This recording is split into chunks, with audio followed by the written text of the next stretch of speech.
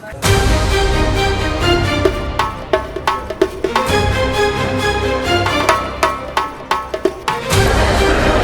alaykum aziz mehmonlar, muhtaram shifokorlar, hamshiralar va sog'liqni saqlash.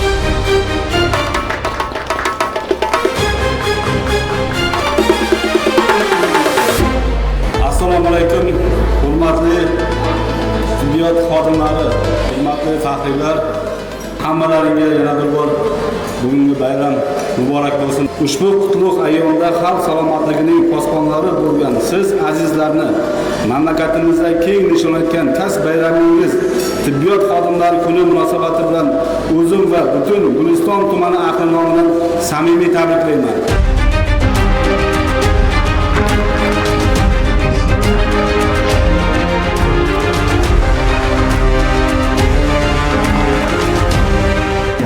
Bugun tuman tibbiyot birlashmasining tibbiyot xodimlarini noyabr oyining 2-yakshanbasiga belgilangan tibbiyot xodimlari kuni bilan tumanimizni O'zbekam tantanalari uyida katta chiroyli dasturxon yozilgan ekan.